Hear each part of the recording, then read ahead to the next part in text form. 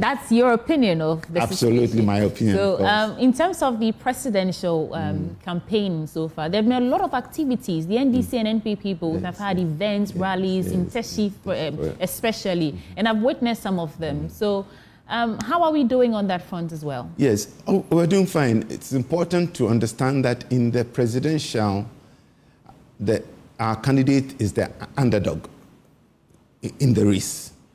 Every poll has put him behind. So we are working hard to catch up and overtake. That is what we're doing now. So it's a lot of work going on. You said the underdog? Yes, Dr.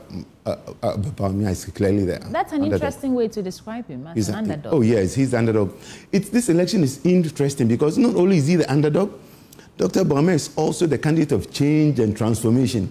You would have thought that normally in an election, especially an 8-year election cycle, typically the opposition candidate is the candidate of change. And the incumbent, the candidate from the incumbent party, tends to be the candidate of continuity. But here we have a situation where the candidate of the ruling party is rather the candidate of transformation and change.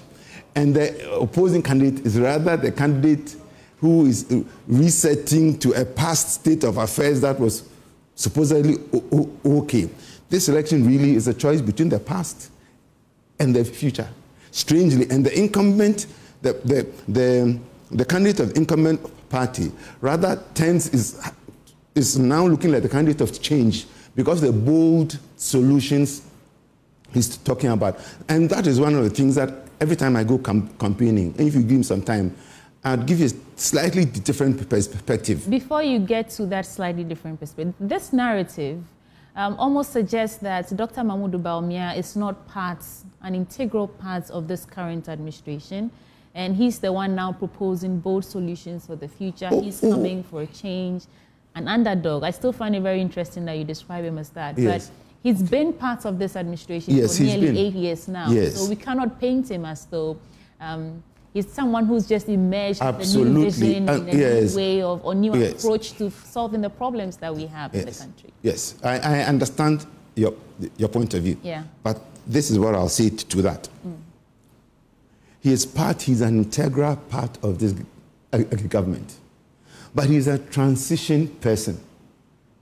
You can akin, and I hope you don't misunderstand what I'm saying, but in the Bible, for instance, you would find Jesus Christ.